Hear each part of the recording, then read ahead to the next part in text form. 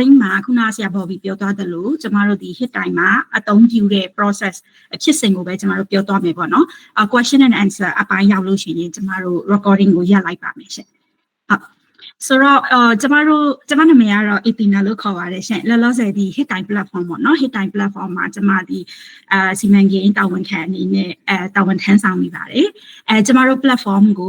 ုရမုံငွေအနေနဲ့ထောက်ပံ့ပေးတာကတော့ဥရောပသမဂ္ဂ EU ကနေကျမတို့ထောက်ပံ့ပေးထားပါတယ်ရှင်ကျမတို့ platform လေးကိုမိတ်ဆက်ထားတာကျမတို့လွန်ခဲ့တဲ့တစ်နှစ်ကျော်လောက်ကမိတ်ဆက်ထားတာပေါ့နော်ဒါကြောင့်အရက်ဖက်အဖွဲ့အစည်းတွေကြားထဲမှာ hit time ဆိုတဲ့ platform ကိုတော်တော်များများမသိသေးတာလည်းရှိတယ်တချို့တွေတော့ကျမတို့အခုဆိုရင်ရက်ဖက်အဖွဲ့အစည်းတချို့စပြီးတော့သုံးနေပါပြီဒီတော့အဖွဲ့အသစ်တွေကိုရအောင်ကျမတို့မိတ်ဆက်ချင်တာလည်းရှိတယ်ပေါ့ဒီနေ့မှာကျမတို့ရဲ့agenda လေးထဲမှာပေါ့နော်hit time platform ထဲမှာအရက်ဖက်အဖွဲ့အစည်းတွေအနေနဲ့အသုံးပြုချင်နေဆိုရင်ဘယ်လိုမှပုံတင်ထားမလဲဘယ်လိုသုံးလို့ရလဲဆိုတာလေးတွေအကြောင်းပါပါမယ်ပြီးလို့ရှိရင်ဆရာမတို့အတွက်ဒီနေ့အဓိကဖြစ်တဲ့မြေပြင်မှာလှုပ်ဆောင်မဲ့ဒီအကူအညီပေးတဲ့ဖြစ်စဉ်တွေကို QR scan ဖတ်ပြီးတော့တဆင့်ချင်းကျမတို့ဘယ်လိုလေးလုပ်လို့ရတယ်ဆိုတဲ့ဟာကိုအသေးစိတ်ကျမတို့ပြသွားပေးမယ်တခါတည်းဖုန်းနဲ့လည်းကျမတို့လေ့ကျင့်လို့ရအောင်လုပ်ပေးမယ်အပိုင်းလေးလည်းထည့်ထားပြီးပါတယ်ပြီးလို့ရှိရင်ကျမရဲ့ platform လေးထဲမှာအခုလက်ရှိပေါ့နော်ဆရာမတို့ QR scan ဖတ်ပြီးတော့သုံးတာအပြင်တခြားဘာတွေလုပ်လို့ရလဲဆိုတဲ့ဟာကျမနည်းနည်းလေးအချင်းချုပ်ကလေးပြောပြချင်ပါတယ်ပြီးလို့ရှိရင်တော့ဒီတက်ဆိုင်ရာအဖွဲ့တွေမှာဆရာမတို့ကျမတို့ကောက်ထားတာလေးရှိတယ်မြေပြင်မှာအင်ချီဘယ်လောက်သွားမယ်ဒီလူဦးရေဘယ်လောက်သွားမယ်ဆိုတဲ့ number တွေရှိတယ်ပေါ့နော်အဲ့တော့ဆရာမတို့ပေးတဲ့ number တွေပေါ်မှာမူတည်ပြီးတော့ကျမတို့တည်တက်ဆရာမတို့တော့လောက်ထားပေးတဲ့ QR code ပေးတွေရှိတယ်ဒါတွေကိုတက်ဆိုင်ရာအဖွဲ့တွေကိုကျမတို့လုပ်ပေးတော့မှာထုတ်ပေးတော့မှာရှိတယ်ပေါ့နော်ဟုတ်အဲ့တော့ agenda အရမှာဆရာမတို့ကိုကျမတို့ email ထဲမှာလည်းထည့်ထားပေးတယ် hit time platform မှာအဖွဲ့အစည်းအနေနဲ့မပုံတင်ဖို့အတွက်လိုအပ်တဲ့ information လေးတွေကောက်ထားတယ်အဖွဲ့အစည်းတော်တော်များများစီကနေလည်းကျမတို့ရထားပြီးအဖွဲ့အကောင့်တွေလည်းကျမတို့ဖွင့်ထားပြီးပြီပေါ့နော်ပြီးတော့ပထမကျမပြောသလိုမျိုးဒီ section ပြီးလို့ရှိရင်သက်ဆိုင်ရာအဖွဲ့အစည်းတွေပို့ထားတဲ့ email တွေမှာကျမတို့ user name တွေ password တွေပို့ပေးပါမယ်အဲ့ဒါလေးလုပ်ပေးမယ်ပေါ့နော်အဲ့တော့အဲ့ဒီ agenda တခုကတော့ပြီးသွားပြီမဖွဲ့ရသေးတဲ့ဆရာမတို့လည်းကျွန်မခုနက chat box ထဲမှာ link လေးပို့ထားပါတယ်အဲ့ဒီ link လေးထဲမှာလိုတဲ့ information လေးတွေထည့်ပြီးတော့ account ဖွင့်ဖို့အတွက်ကျွန်မတို့ကို form လေးတင်ပေးပါပေါ့ဟုတ်ဆိုတော့အခုကျမလေးဒီ agenda နှစ်ခုကအပေါ်နဲ့အောက်လေးဖြစ်နေတော့အရင်ဆုံးကျမတို့ platform မှာဒီ QR code အပြင်ပေါ့နော်လုံလို့ရတဲ့တခြားဘာလေးတွေရှိလဲဆိုတာနည်းနည်းလေးစပြီးတော့မိတ်ဆက်ပေးချင်ပါတယ်ရှင်QR code မှာသုံးတဲ့ဟာတော့ကျမတို့နည်းနည်းလေးအချိန်ယူမှာဆိုတော့ကျမ agenda လေးကိုအပေါ်အောက်လေးလုပ်လိုက်မယ်နော်ကျမရေးထားတာအပေါ်အောက်ဖြစ်နေလို့ပါရှင်ဆိုတော့ကျမတို့ hit time ကပေါ့နော်ဆရာမတို့သိပါမယ်ကျမတို့အရင်တုန်းကဆိုလို့ရှိရင်ကိုဗစ်မတိုင်ခင်တုန်းကအနာမသိခင်တုန်းကဆိုရင်မြေပြင်မှာအရက်ဖက်လူထုပူပေါင်းပါဝင်မှုတော့အရက်ဖက်လူဒီ CSO တွေရဲ့မြေပြင်မှာရှိတဲ့ data ခံအတိုင်းဝိုင်းတွေရဲ့သက်ဆိုင်ရာအစိုးရအုပ်စုတွေရဲ့ပူပေါင်းပြီးတော့ကျမတို့လုပ်တဲ့ civic engagement လုပ်တယ်အများကြီးလုပ်ခဲ့တယ်ဒါပေမဲ့ကျမတို့နောက်ပိုင်းကိုဗစ်နောက်ပိုင်းအာဏာသိမ်းနောက်ပိုင်းမှာဆိုရင်မြေပြင်မှာလူကိုယ်တိုင်တွေ့ပြီးလုပ်တဲ့ဟာတွေကပို့ပြီးတော့ဖတ်လာတယ်ဒီလုံခြုံရေးအရာပြီးလို့ရှိရင်ကြီးသွားလာတာအရာစသဖြင့်ပေါ့နော်ကျမတို့အဲ့လိုမျိုးတဖြည်းဖြည်းခက်လာတဲ့အခြေအနေမှာပေါ့နော်မြေပြင်မှာလုံးလုံးမရပါနဲ့ဤပညာကိုအသုံးပြုပြီးတော့ဒီဤပညာ platform တစ်ခုမှာအရင်တုန်းကရှိခဲ့တဲ့ civic engagement အလုပ်တွေဆက်ပြီးလုပ်နိုင်အောင်ဆိုတဲ့ရည်ရွယ်ချက်နဲ့ကျမတို့ဒီ hit time ကိုလုပ်ခဲ့တာဖြစ်ပါတယ်အဲ့တော့ဆရာမတို့သိတယ်မြေပြင်မှာဆိုပို့ပြီးတော့မှဒီနောက်ပိုင်းမှာဆိုရင်ကျမတို့လုပ်တဲ့လှုပ်ရှားမှုတွေကိုစောင့်ကြည့်ခံရတာတွေ internet ရရှိမှုခက်တာတွေစသဖြင့်ဒီလိုအခက်အခဲတွေရှိတယ်အဲ့တော့ဒီလိုအခြေအနေမှာ hit time ကဘယ်လိုလေးလုပ်ပေးထားသလဲဆိုလို့ရှိရင်ဆရာမတို့မြင်အောင်ကျမပုံလေးနဲ့တစ်ချက်လုပ်ထားတယ်ပေါ့နော်ဒီဘက်မှာအစိမ်းရောင်အုပ်စုလေးကကျမတို့ဒီအရက်ဖက်အဖွဲ့အစည်းတွေ international အဖွဲ့အစည်းတွေလွယ်လွယ်ပြောရရင်ကျမတို့အကူအညီပေးနိုင်တဲ့အုပ်စုတွေပေါ့အလယ်မှာကျတော့ကျမတို့ hit time ကဘယ်လိုပုံစံလေးရှိနေမလဲဒီဘက်မှာကျတော့ကျမတို့ဒီ data မှာရှိတဲ့ပြည်သူလူထုပေါ့နော်အဲ့တော့အရက်ဖက်အဖွဲ့အစည်းဒီ civic engagement လို့ပြောတဲ့အခါသူ့စီမှာလုပ်တဲ့စီမံစည်းကမ်းလေးတွေရှိတယ်ပေါ့ဥပမာပြည်သူတွေနဲ့အတူတူပြည်သူတွေကိုသတင်းပေးတာပြည်သူတွေနဲ့တိုင်ပင်တာပြည်သူတွေနဲ့ပူးပေါင်းပြီးလုပ်တာပြည်သူတွေကိုစွမ်းရည်မြင့်တက်အောင်လုပ်ပေးတာစသဖြင့်ဒီရဲ့ principles တွေဒီရဲ့ဥစ္စာတွေကိုကျမတို့အခြေခံပြီးတော့လက်ရှိ platform မှာပုံစံလေးတွေအင်္ဂါရက်လေးတွေကျမတို့လုပ်ထားတယ်ပထမတစ်ခုဆိုရင်ဥပမာဆရာမတို့အရက်ဖက်အဖွဲ့အစည်းတွေကဆရာမတို့လုပ်နေတဲ့အလုပ်တွေကိုတကယ်အချက်လက်ပေးပို့ချင်တယ် နော်ဟိုဟာဒီငလင်ဘေးတက်နဲ့ပတ်သက်ပြီးကူနေတာတွေလောက်ချင်တယ်ပညာရေးနဲ့ပတ်သက်ပြီးလောက်တဲ့ဒါဥပမာပေါ့နော်ဒီလိုသတင်းအချက်အလက်တွေကိုပေးချင်တယ်တပြိုင်တည်းမှာပဲ data ခံနေရလဲသူတို့လိုအပ်တဲ့ဒီအကြောင်းအရာတွေအရေးအမြစ်တွေကိုဘယ်နှမှာယူလို့ရမလဲဆိုတာသူကသိချင်တယ်ဒီလိုမျိုးသတင်းအချက်အလက်တွေကိုကျမတို့ hit တိုင်းပေါ်မှာရယူလို့ရတယ်အဖွဲ့အစည်းရလဲသတင်းပေးလို့ရတယ် community ရလဲသတင်းရယူနိုင်တယ်နောက်တစ်ခုဆိုလို့ရှိရင်ကျမတို့ဒီအရက်ဖက်အဖွဲ့အစည်းတွေအနေနဲ့ဒီ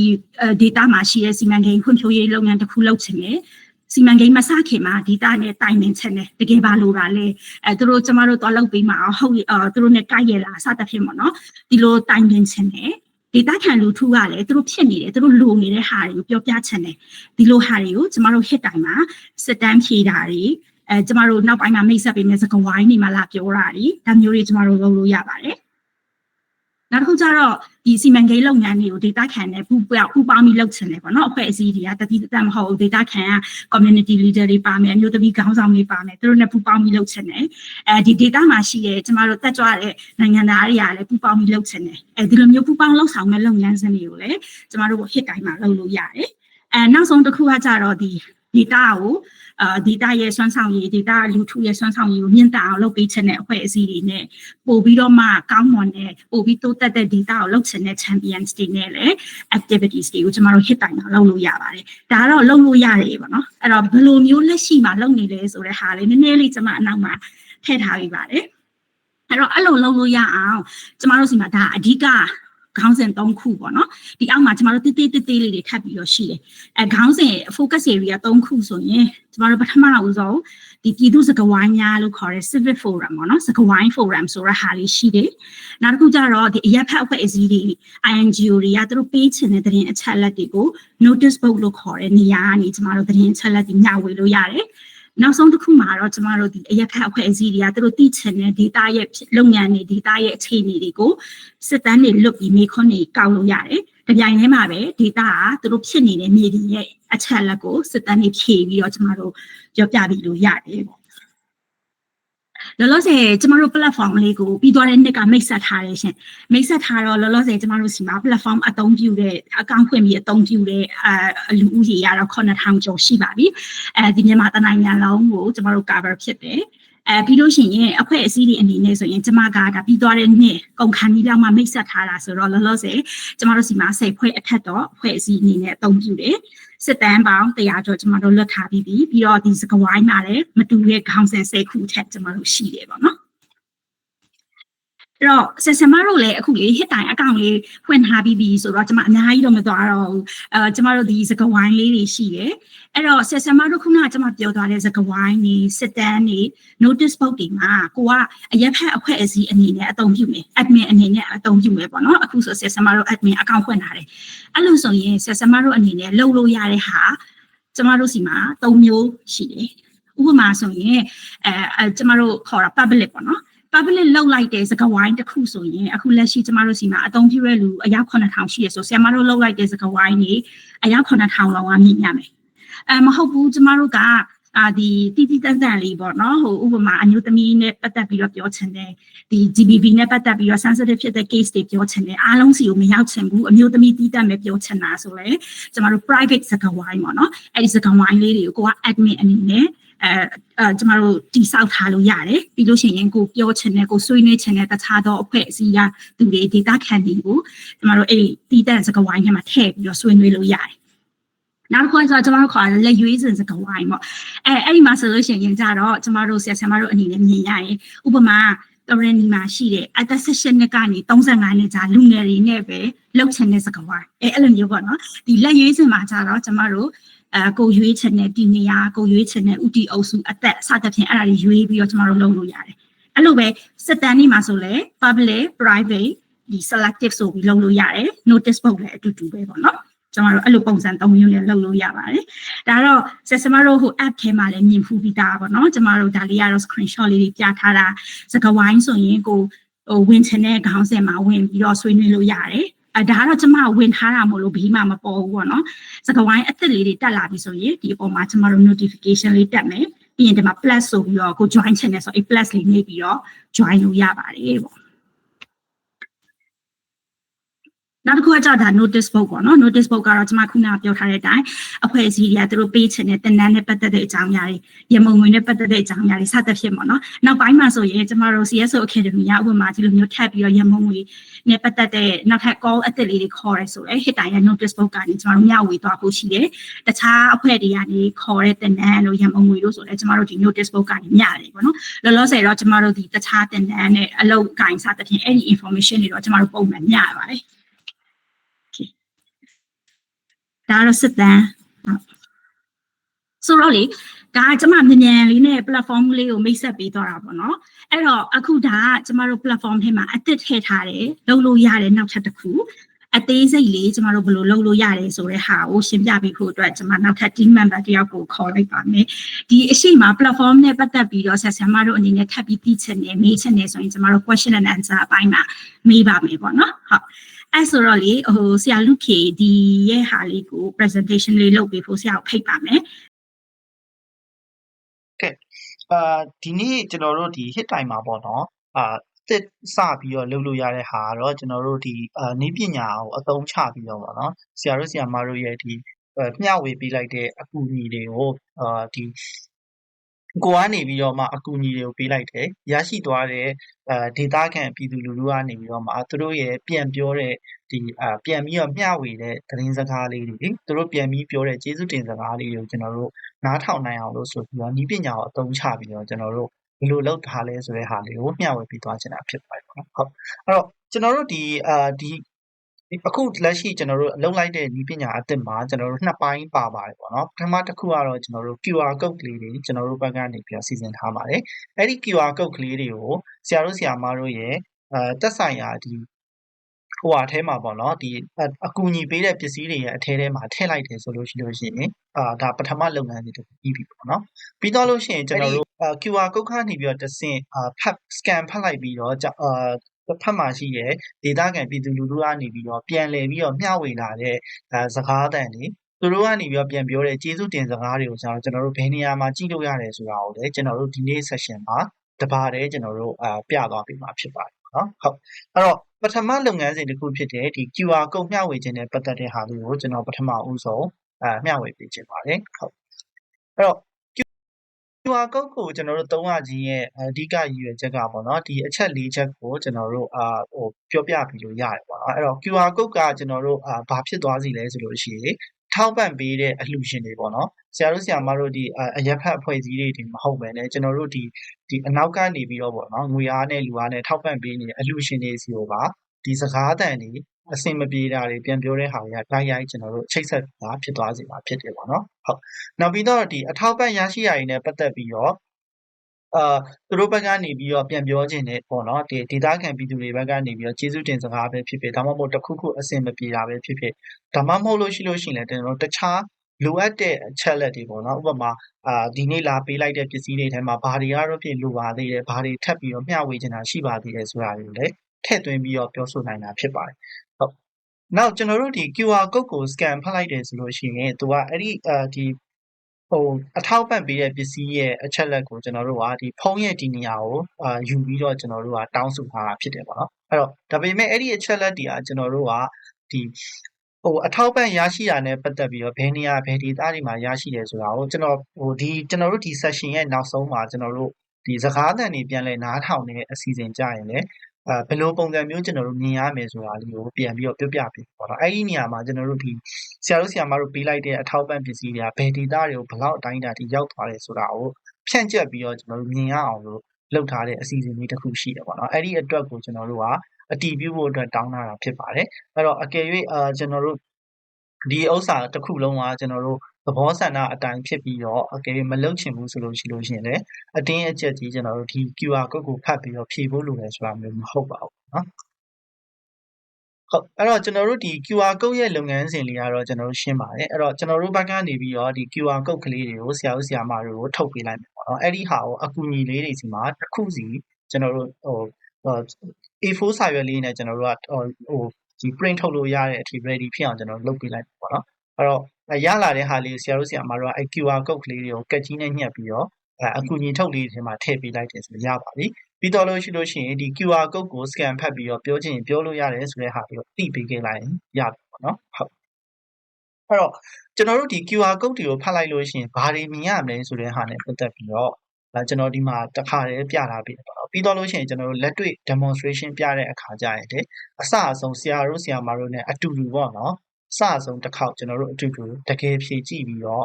ဘယ်လို data တွေပေါ်လာမလဲဆိုတော့ကျွန်တော်တို့ပြန်ပြီးတော့လည်းလက်တွေ့ပြသွားပါနော်ဟုတ်အဲ့တော့ဒီမှာကျွန်တော်တို့မြင်ရတဲ့ဥစ္စာကတော့အဓိကကတော့ဒီအခုဆရာတို့ဆရာမတို့တွေ့နေရတဲ့အတိုင်းပဲပေါ့နော်ပထမဦးဆုံးမေးထားတဲ့မေးခွန်းကတော့ကျွန်တော်တို့ဒီဒီအချက်လက်တွေကိုဖြည့်သွင်းနေဆိုရင်ဒီ form ကိုဖြည့်မယ်ဆိုလို့ရှိရင်ကျွန်တော်တို့ဘာတွေကိုယူသွားမှာဖြစ်တယ်ဒီဟာနဲ့ပတ်သက်ပြီးတော့ဒီဖြည့်သွင်းမဲ့ဒေသခံပြည်သူတွေဘက်ကအဆင်ပြေလားမပြေဘူးလားဆိုတဲ့ဥစ္စာကိုကျွန်တော်တို့ပထမဦးဆုံးတောင်းထားပါတယ်အကယ်၍တစ်ဖက်ကနေပြီးတော့မဖြည့်ခြင်းဘူးဆိုလို့ရှိရင်လည်းမဖြည့်လို့ပါဘူးဆိုတော့ရွေးပြီးတော့ကြော်သွားလို့ရတယ်ပေါ့နော်ဒါကတော့ပထမအဆင့်ဖြစ်ပါတယ်အဲ့တော့ဒီတကယ်မေးခွန်းကတော့ကျွန်တော်တို့ဒီဒုတိယစာမျက်နှာမှာစပြီးတော့ပေါ်ပြီးတော့เนาะအဲ့တော့သူဘက်ကနေပြီးတော့ဖြည့်ဖို့အတွက်စိတ်ဆန္ဒရှိရဆိုရင်ကျွန်တော်တို့ဒီဒုတိယစာမျက်နှာကိုရောက်ပါတယ်ဒုတိယစာမျက်နှာမှာတော့ကျွန်တော်တို့ရထားတဲ့အားတွေနဲ့ပတ်သက်ပြီးတော့ကျေးဇူးတင်စကားပြောချင်တာလားဒါမှမဟုတ်လို့ရှိရင်တစုံတရာအဆင်မပြေတဲ့ဟာကိုသူတို့ပြောချင်တာလားဆိုတာကိုကျွန်တော်ရွေးလို့ရတယ်ပြီးတော့လို့ရှိရင်တော့ကျွန်တော်တို့ဒီမှာစာရိုက်ပြီးတော့ပြောလို့ရအောင်လို့ကျွန်တော်တို့ဘက်ကနေပြီးတော့စီစဉ်ထားပါတယ်ပြီးရင်ကျွန်တော်တို့နောက်ဆက်တွဲမေးခွန်းနှစ်ခုရှိရပါတော့အဲ့ဒါကတော့ကျွန်တော်တို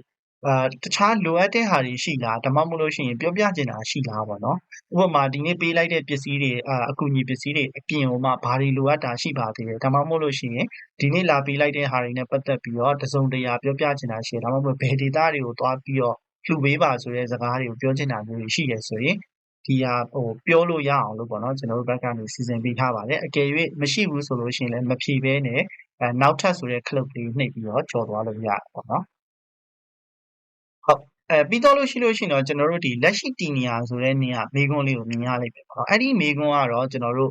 နီးပညာအရာဘယ်လိုလုပ်ထားလဲဆိုတော့ကျွန်တော်တို့ဒီဖုန်းရဲ့ GPS နဲ့ကျွန်တော်တို့ဓာတ်ရိုက်ချိတ်ပြီးတော့လုပ်ထားတာဖြစ်ပါတယ်အဲ့တော့ဒီကိုယ့်ရဲ့ဖုန်းထဲမှာရှိတဲ့ GPS ကိုဖွင့်ထားဖို့တော့လိုတယ်ပေါ့နော်ဆရာတို့ဆရာမတို့ရဲ့ဒီဖြည့်မဲ့ဆိုတဲ့ဒေတာခံပြည်သူလူထုကလည်းသူတို့ရဲ့ဖုန်းမှာ GPS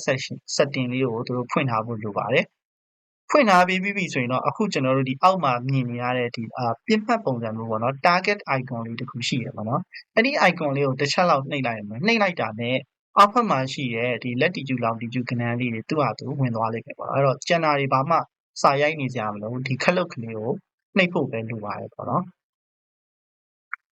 ်ဟုတ်အဲ့ဒါပြီးတော့လို့ရှိရင်ကျွန်တော်တို့နောက်ထပ်ဘာတွေထပ်ပြီးတော့လုပ်ထားပြီးလဲဆိုရင်ရရှိသွားတဲ့အကူအညီတွေနဲ့ပတ်သက်ပြီးတော့အကယ်၍ပေါ့နော်ဒီဒေတာခံလူဘက်ကနေပြီးတော့သူတို့ဝမ်းသာတယ်သူတို့သဘောကျတယ်ဆိုလို့ရှိရင်ဓာတ်ပုံတွေတင်ခြင်းတယ်ဆိုလည်းတင်လို့ရအောင်ဆိုပြီးကျွန်တော်တို့လုပ်ထားပြီပေါ့အဲ့တော့သူတို့ဒီလာတဲ့အထောက်အပံ့တွေနဲ့သူတို့ဘယ်လိုမျိုးပြန်သုံးချနေသူတို့ဒီဟာကိုကျင့်တတ်ပါလေဆိုရင်ဓာတ်ပုံရိုက်ပြီးတော့တင်ခြင်းတယ်ဆိုလည်းတင်လို့ရအောင်လို့ကျွန်တော်တို့ဘက်ကနေခွင့်ပြုပေးထားတယ်နော်ဟုတ်ဒါတွေအားလုံးပြီးသွားရင်တော့ကျွန်တော်တို့ form နဲ့ပတ်သက်ပြီးတော့ထပ်ပြီးတော့ကျွန်တော်တို့အသိပေးတာပေါ့နော်အဲ့တော့ဒီ form ကိုကျွန်တော်တို့တင်သွင်းနေဆိုလို့ရှိရင်အစောနာပြောတယ်တီနေရာကိုလည်းကျွန်တော်တို့ယူထားပါတယ်ဓာတ်ပုံအချက်လက်တွေအကယ်၍တင်နေဆိုလို့ရှိရင်ဒါတွေကိုကျွန်တော်တို့ယူထားတယ်ဆိုတာကိုသိရှိပါကြောင်းကျွန်တော်တို့ထပ်ပြီးတော့ consent ပေါ့နော်ထပ်ပြီးတော့တောင်းထားပါတယ်အကယ်၍သူဒီမေးခွန်းကိုထပ်ပြင်တဲ့အချိန်မှာသူ့ရဲ့စိတ်ထဲမှာဒီမတင်ကျင်တော့ဘူးဆိုရင်လည်းသူမဖြေတော့ဘဲနဲ့ထွက်သွားတာမျိုးလုပ်လို့ရအောင်လို့ကျွန်တော်တို့ဒီနေရာမှာထပ်ပြီးတော့တောင်းထားတာဖြစ်ပါတယ်ပေါ့နော်ဟုတ်အားလုံးပြီးသွားပြီဆိုရင်တော့ကျွန်တော်တို့ဒီအနောက်မှာဒီအထောက်ပံ့ပစ္စည်းတစ်ခုချင်းစီရဲ့အမှတ်စဉ်ကုတ်ကလေးတွေကျွန်တော်တို့အလိုလျောက်ပေါ်လာလိမ့်မယ်ပေါ့နော်အဲ့တော့ဒါက QR code ကို scan ဖတ်လိုက်တာနဲ့တပြိုင်နက်တည်းဒီအမှတ်စဉ်ကုတ်တွေဟာအလိုလျောက်ပါလာမှာဖြစ်ပါတယ်အဲ့တော့ဒီဖြည့်သွင်းတဲ့ဒေတာခံပြည်သူလူထုဘက်ကနေပြီးတော့မှဒီကဏ္ဍတွေကိုတွားပြီးတော့ပြင်ရေးတာမျိုးတွေလုပ်ကြမလို့ဘူးအလိုလျောက်ဒီကဏ္ဍတွေကရိုက်ပြီးသားဖြစ်တယ်အောက်ကတင်ပြီဆိုတဲ့ခလုတ်ကိုတန်းပြီးတော့နှိပ်လိုက်အောင်ပေါ့နော်အကယ်၍တစ်ခါတလေကြလို့ရှိရင်ပေါ့နော်ဤပညာအခက်ခဲကြောင်းတချို့QR code တွေကိုဖတ်တဲ့အချိန်မှာနံပါတ်စဉ်မပေါ်တာတွေဖြစ်ကောင်းဖြစ်နိုင်တယ်အဲ့ဒါမျိုးဆိုလို့ရှိရင်တော့ကျွန်တော်တို့ဒီ QR code လေးတွေဘေးမှာကျွန်တော်အမှတ်စဉ်လေးတွေကျွန်တော်တို့ပြင်ထားပြီးရပေါ့နော်အဲ့အမှတ်စဉ်နံပါတ်လေးတွေရိုက်ထည့်ပြီးတော့လည်းတင်ပြီဆိုပြီးတော့လုပ်လို့ရတယ်ပေါ့နော်ဟုတ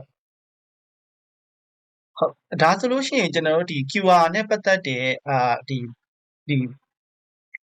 မျှဝေတဲ့အပိုင်းတစ်ခုလုံးကိုကျွန်တော်အခုပထမဦးဆုံးဝေမျှပြီးသွားဖြစ်တယ်ပေါ့နော်အဲ့တော့ ဆရာတို့ဆရာမတို့ကိုယ်တိုင်စမ်းကြည့်လို့ရအောင်ပေါ့နော်ကျွန်တော်တို့အတူတူတစ်ခေါက်လောက်စမ်းကြည့်လို့ရဖို့အတွက်ကျွန်တော်ပြင်ဆင်ထားတယ်ပေါ့နော်အဲ့တော့ကျွန်တော်စီမှာဒီစမ်းဖို့အတွက်ကို QR code စာရွက်လေးတွေကျွန်တော်လုပ်ထားတယ်အဲ့ဒီ QR code စာရွက်လေးတွေကဆရာတို့ဆရာမတို့ကိုကျွန်တော်တို့ဒီအစီအစဉ်ပြီးသွားလို့မျှဝေတဲ့အခါကျရင်လည်းအဲ့လိုပုံစံမျိုးလေးကျွန်တော်ပေးလိုက်နော်ဟုတ်ကဲ့ကျွန်တော်အဲ့ဒါဆိုရင် screen နောက်တစ်ခုကလေအဲ့မှာလေတစ်ခုလေးထပ်ဖြည့်ချင်တယ်ရှေ့တချို့တွေကလေအခုဆရာတို့ဆရာမတို့ဖုန်းတွေမှာလည်းပဲတချို့ဖုန်းလေးတွေကအဲ့လို version တွေနှိမ့်နေရဆိုလို့ရှိရင်တခါတည်းအဲ့ camera နေပြီးတော့ QR code ကိုဖတ်လို့မရဘူးဖြစ်တတ်တယ်အဲ့မျိုးကြလို့ရှိရင်လေ QR code scanner တို့ဘာလို့အဲ့လိုမျိုး Google Play Store ကနေပြီးတော့ QR code scanner တို့ဘာလို့ down ရတာမျိုးဖြစ်တတ်တယ်အဲ့ဒါလေးတစ်ခုတော့ရှိလိမ့်မယ်အဲ့ဒါလည်းအကယ်၍ဒါပေမဲ့နောက်ဆုံးအခုနောက်ပိုင်းဖုန်းတွေကမသိဘူးကျွန်တော်ဖုန်းကကျွန်တော်မှာ Android တစ်လုံးရှိတယ်အဲ့ Android ကလွန်ခဲ့တဲ့10နှစ်လောက်တုန်းကဟာမလို့တော့ဖြစ်ကောင်းဖြစ်နိုင်တယ်ပေါ့နော်ဒါပေမဲ့အခုကျွန်တော်ထင်တာတော့ဘယ်သူရှိမှမတော့အဲ့ဒါရှိတော့မယ်တော့ကျွန်တော်မထင်ဘူးပေါ့နော်ဒါပေမဲ့အကယ်၍ off chance ပေါ့နော်အကယ်၍ဒါအဲ့လိုဖြစ်ခဲ့ရဆိုလို့ရှိရင်စိတ်မပူပါနဲ့သူတို့ဘက်ကလည်းကျွန်မပေးခြင်းတယ်ဆိုရင်ဒီ QR code scanner ဆိုတဲ့ app လေးတစ်ခုခုကိုဆရာတို့ဆရာမတို့download လိုက် download ပြီးဇာပြားနဲ့ share ပေးလိုက်တယ်ဆိုလို့ရှိရင်တို့ဖတ်လို့ရပါတယ်လို့เนาะအဲ့ဒါလေးကsorry ပါ Luke ကျွန်တော်လည်းအဲ့ဒါမနေ့ကမှဆိုင်းနေမှာတီးလို့เนาะအဲ့ဒါလေးတစ်ခုထည့်ထားလိုက်တာပါခင်ဗျ sorry ပါဟုတ်ဆရာပေါ်ပြီးဟုတ်ထောက်ပြပေးတာကျေးဇူးတင်ပါတယ်တချို့ဒီဖုန်းတွေမှာလေဖုန်းကင်မရာကနေပြီးတော့အကယ်၍ QR ဖတ်လို့မရဘူးဆိုလို့ရှိရင်ကျွန်တော်တို့ဒီဘာနဲ့လုပ်လို့ရလဲဆိုလို့ရှိရင် Viber ပေါ့နော်အများဆုံးအဖြစ်ကျွန်တော်တို့မြန်မာမှာက Viber ကိုအများဆုံးသုံးကြရတော့လေ Viber app ရဲ့ profile ထဲမှာ QR code ဖတ်တဲ့ဟာပါပြီးသားရှိတယ်ပေါ့နော်အဲ Viber ရဲ့ QR scanner ကနေဖတ်လိုက်လို့ရှိရင်ကျွန်တော်တို့ရဲ့ဒီform ဖြည့်ရမယ့်စာမျက်နှာစီရောက်သွားတယ်ခင်ဗျာကျွန်တော်အဲ့ဒါမနေ့တုန်းကကျွန်တော်ထပ်ပြီးတော့စမ်းကြည့်ထားပြီးပေါ့နော်nice okay ဟုတ်ပြီအဲ့ဆိုအဲ့နှစ်ခုတို့ချရေးထားတဲ့တနေ့မှာပြီးတော့ဆရာတို့ဆရာမတို့နဲ့ share ပေးလိုက်အောင်လေနော်ဟုတ်ကျေးဇူးပါလူရဲ့ဆက်သွားပါနော်အခုဗာလဲအခုကကျွန်တော်တို့ကဟိုဆရာလူပေးတဲ့ဟာကိုကျွန်တော်တို့ကဖတ်ပြီးတော့ကျွန်တော်ကဖြည့်ကြည့်ရမှာလို့လားဟုတ်ပါတယ်ဟုတ် oh okay cool ဟုတ်ကဲ့အဲ့ဆိုကျွန်တော်ဘယ်တစ်ခုဖတ်ရလားဒီထဲမှာကျွန်တော် QR code ကလေးတွေကကျွန်တော်ခုလောက်ပဲကျွန်တော်ပြလိုက်မယ်ပေါ့နော်ဒါကျွန်တော် testing လုပ်ဖို့အတွက်လုပ်ထားတာလေဒီ10ခုတည်းကဆရာတို့ဆရာမတို့ကြိုက်တဲ့ဥစ္စာကိုလုပ်လို့ရတယ်ပေါ့နော်ဟုတ်ကျွန်တော်တို့ဘယ်တစ်ခုကိုပဲဖတ်ရပါတယ်ဟိုဆရာတို့ဆရာမတို့အားလုံးဟိုအဆင်ပြေတဲ့နေရာတစ်ခုခုကိုဝင်ပြီးတော့ဖတ်လိုက်ပေါ့နော်ကျွန်တော်တို့ဘက်ကနေပြီးတော့မျှဝေပေးရဆိုရင်အခုဒီမှာမြင်နေရတဲ့ပုံစံအတိုင်းပဲအခုလိုမျိုး A4 စာရွက်တိုင်ကျွန်တော်တို့ဘက်ကနေတခါတည်း PDF format နဲ့ကျွန်တော်တို့လုပ်ထားပြီးသားပေါ့နော်ဆရာတို့ဆရာမတို့ဒီ file လေးတွေပေးလိုက်မယ်ဆရာတို့ဆရာမတို့ဒီ print out ထုတ်လိုက်ရုံပဲပေါ့နော် A4 စာရွက်လေးနဲ့ print out ထုတ်လိုက်ပြီးတော့လို့ရှိရင်ကျွန်တော်တို့ဒီ QR code ကလေးနဲ့သူ့ဘေးကရက်မှာကျွန်တော်တို့ဒီအမှတ်စဉ်နံပါတ်လေးပါတယ်ပေါ့နော်အဲ့နှစ်ခုစီကိုတွဲပြီးတော့ကတ်ကြီးလေးနဲ့ညှက်ပြီးတော့အထုပ်တွေထဲမှာထည့်ပေးလိုက်ရင်လည်းရပါတယ်ပေါ့နော်ဟုတ်အစောနာဆရာတို့ဆရာမတို့ဖြည့်ထားတဲ့နောက်ဆက်တွဲပေါ့နော်ဒီစဘာတန်တွေပြန်လည်နားဆင်ခြင်းဆိုတဲ့ဟာနဲ့ပတ်သက်ပြီးတော့ကျွန်တော်ဆက်ပြီးတော့မျှဝေပေးသွားပါမယ်ပေါ့နော်ဟုတ်အဲ့တော့ဆရာတို့ဆရာမတို့အခုဒီ QR code လေးတွေကိုscan ဖတ်လိုက်တယ် scan ဖတ်ပြီးသွားလို့ရှိရင်ဒီအချက်လက်တွေကိုပြန်ပြီးတော့ကျွန်တော်တို့ဒီမှာတင်မျှဝေကြတယ်ပေါ့နော်ဟိုပြောချင်တဲ့အပိုင်းလေးပြောကြတယ်အဲ့ဒါပြီးသွားလို့ရှိရင်ကျွန်တော်တို့ဘယ်လိုရှိမလဲဆိုလို့ရှိရင်ကျွန်တော်တို့ဒီဖွင့်ထားတဲ့ hit time account တွေကနေတစ်ဆင့်ကျွန်တော်တို့ပြန်ပြီးတော့နားထောင်လို့ရတယ်ပေါ့နော်အဲ့တော့ကျွန်တော်တို့ဆရာတို့ဆရာမတို့အဲ့ဒါကြောင့်မလို့ကျွန်တော်တို့ hit time account လေးတွေကျွန်တော်တို့ဖွင့်ဖို့အတွက်ပြောထားပေါ့နော်အဲ့တော့ hit time account လေးတွေဖွင့်ထားပြီးပြီဆိုလို့ရှိရင်ဖွင့်ထားတဲ့ hit time account တွေကနေပြီးတော့ကျွန်တော်တို့တည်တဲ့စကားဝိုင်းတစ်ခုချင်းကြီးကျွန်တော်တို့ရှိမှာဖြစ်ပါတယ်အဲ့တော့အဲ့ဒီတည်တဲ့စကားဝိုင်းတွေထဲကိုတွားလိုက်လို့ရှိရင်ကျွန်တော်တို့အဲ့ဒီမှာပြန်ပြီးတော့နားထောင်လို့ရတဲ့ dashboard link လေးကျွန်တော်တို့ထည့်ပေးထားမှာဖြစ်တယ်ပေါ့နော်အဲ့တော့အဲ့သက်ဆိုင်ရာဒီပြန်ပြီးတော့ကြည့်လို့ရတဲ့နားထောင်လို့ရတဲ့ dashboard link လေးတွေကိုနှိပ်ပြီးတာနဲ့ပြည်သူလူထုပေါ့နော်ဒီဒေတာခံလူထုကနေပြီးတော့ပြောလိုက်တဲ့စကားသံတွေကိုပြန်ပြီးတော့နားဆင်လို့ရမှာဖြစ်ပါတယ်အဲ့တော့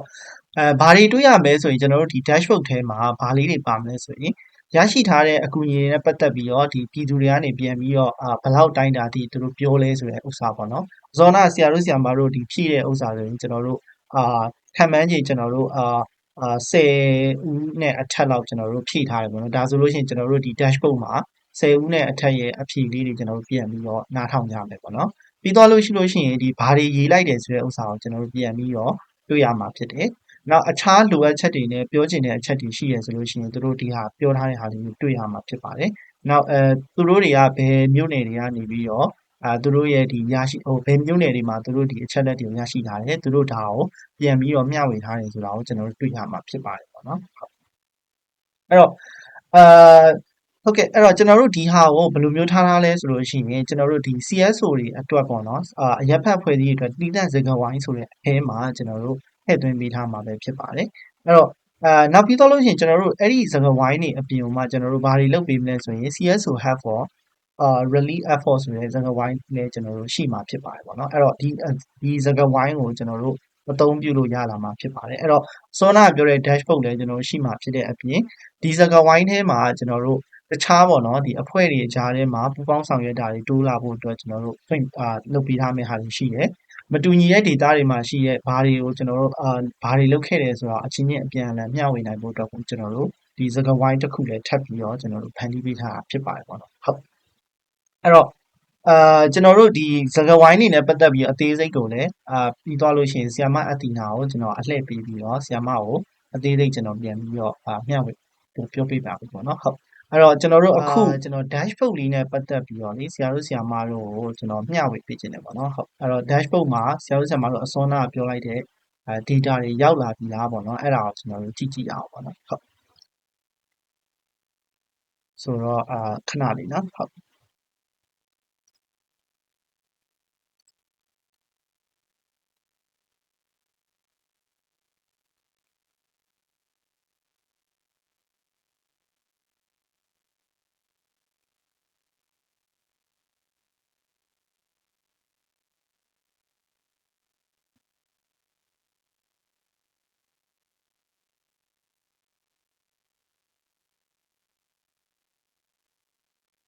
အဲ့တော့